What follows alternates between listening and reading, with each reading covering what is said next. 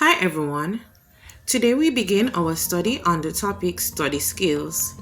For this study, we will be looking at literacy strategies that assist us with revision or in conducting research.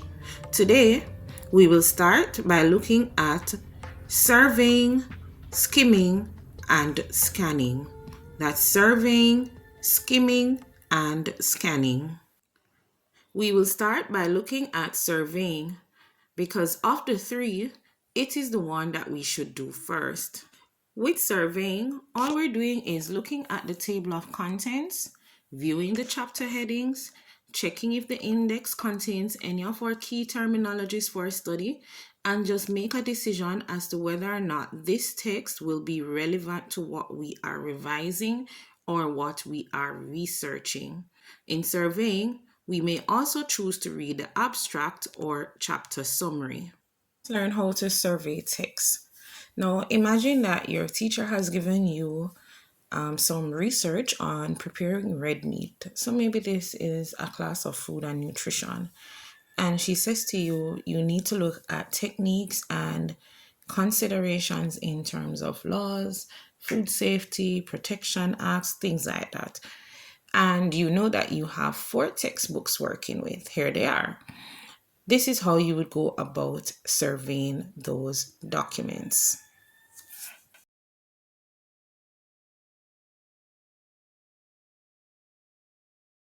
Title suggests that all four books have something to do with cooking. And of course, if we're looking at meat preparation, specifically red meat, then naturally that's a part of the culinary art. So the books seem like they could help us. Now it's time to now survey them at a deeper level beyond the titles. So we went to the table of contents and we're seeing that on the table of contents it doesn't say red meat, but I'm seeing different types of red meats that I'm exposed to, like beef and veal, listed in the table of contents. So I said, okay, cool, this might help.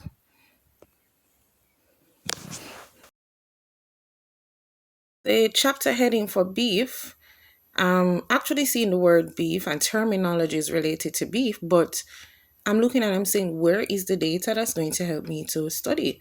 So it seems this study guide only has test questions. And sometimes we look at these things and we say, oh, we have to just do away with it because the content is not there. Here's a diagram. Naturally, they're asking me to label it, but if I don't have the information, how will I do it? And it's talking about primal cuts of beef. But I'm not ready to get rid of it, and I'm going to show you why. Table of contents did not state that the book has an index. However, it mentioned that at the back there's a section on notes and there are answer keys. So I decided to flip, and yes, there were answer keys for every test item in this book. So all I would have to do is use this later to revise the terminology that I'm researching, review the content that I've understood, and check the answer keys for any answers that I might not have got.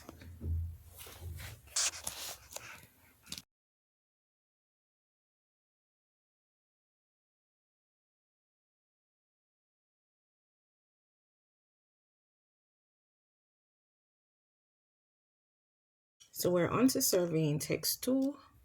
And of course, we have to locate the table of contents firstly to see if there is any content in here that relates to what we are researching or revising. There's an introduction, but we don't want to get too in depth with the introduction. But from the introduction, I see the word meat preparation popping out at me. And then I look at this page with the table of contents, and here we go. It says meat is at page 117. So after checking the table of contents, it's now time to go to the index, because although the table of contents says it deals with meat, maybe the book is not handling red meats as well. So I went to letter R, and I'm looking at R, and I'm realizing there is nothing there about red meat. It doesn't specify red meat. However, I was scrolling through, and as I'm surveying the pages, I'm realizing that they make mention of pork, and that's one type of red meat. And then there was a section where they said refer to the section in beef and veal. And when I zoomed over to the section on beef and veal, I was seeing so many pages covering just that. So it seems as if this book will be helpful. Let's now look at surveying content from internet sources. So typical thing, we go to Google to go and check information, and we type in our research topic or whatever topic we're revising. Here we have preparing red meat techniques and consideration. And several things are coming up, but how do we decide which one to use? So if you're looking intently, you'll realize that the one on Healthline seems to be a useful article. However, it's not specifying red meat from the outset, and it's mentioning poultry and fish, which we don't want to look at. But then here comes the one from Science Direct, and it says red meat and overview. And the word overview suggests that there will be summarizing a lot. So automatically I'm thinking, oh, I don't have so much time to read so much.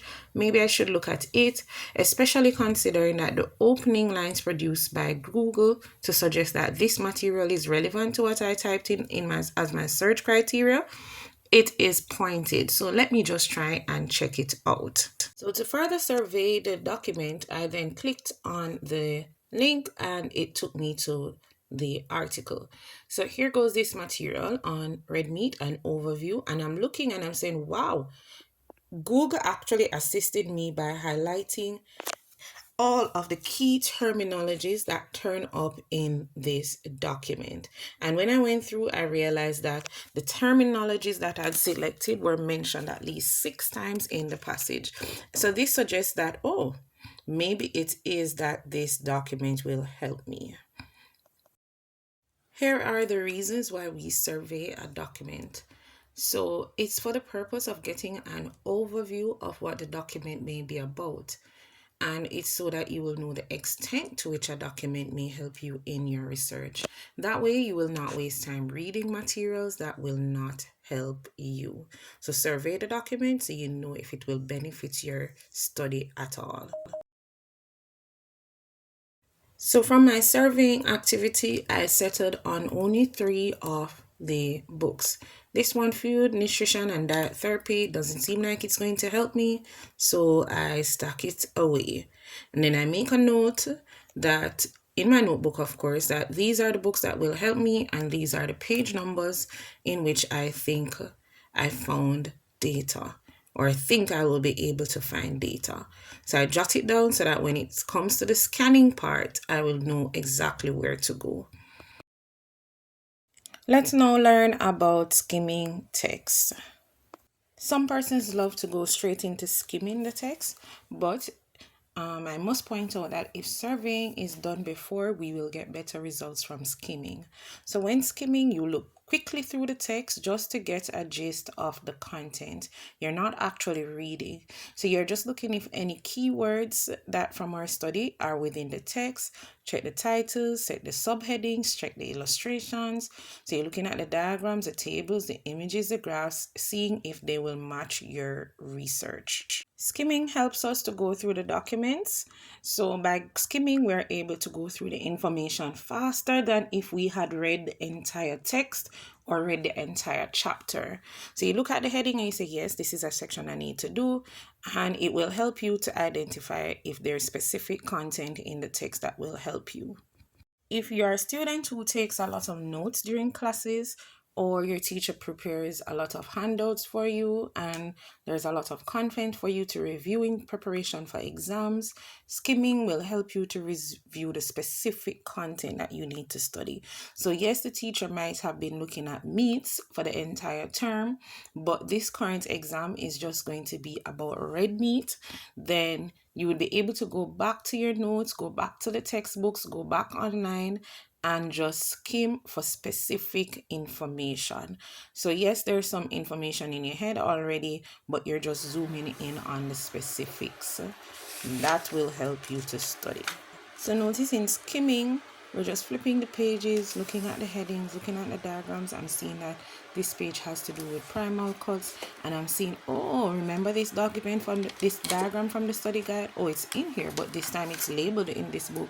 Maybe that would help me. So I make on mental notes, or I jot it down in my notebook that I'm going to review this text, read it deeper. It actually lists veal different from pork, and it has beef and all that. So I'm saying, oh, it has different types of red meats.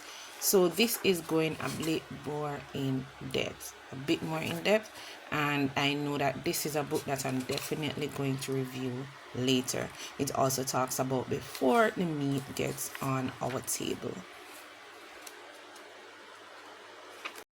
Now let's look at scanning. When scanning a text, it is recommended that we move our eyes in a zigzag manner across the page. So you're not reading line by line, you're just moving, browsing in a zigzag way. That way you cover more of the page quicker. So in scanning, we must visualize the terminologies that we want to look out for. So to guide me in scanning, I jotted down my keywords that I'm looking for: red meat, food preparation, meat preparation, beef, veal, yes, all of that. So I'm looking out for these words on the pages so I know which paragraph I might read or not read. So as I go through, I use the text features to help me. If there's a section bold, instead of section highlighted, if there's a section italicized, I zoom in on those areas especially.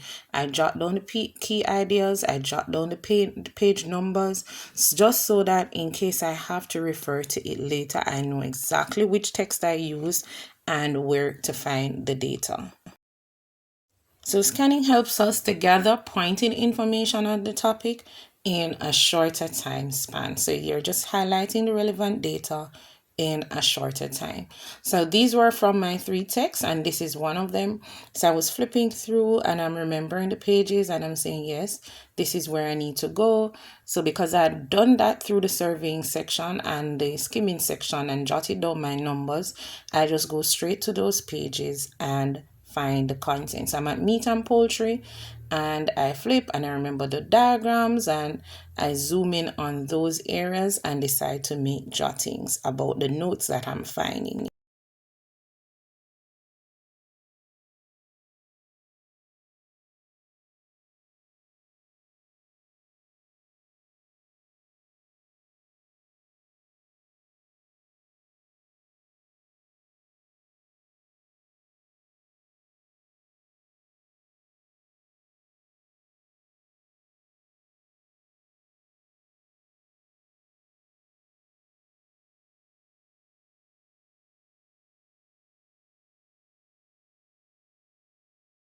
So notice I'm making notes of the things that I think I need to remember later, and this will help me in my revision.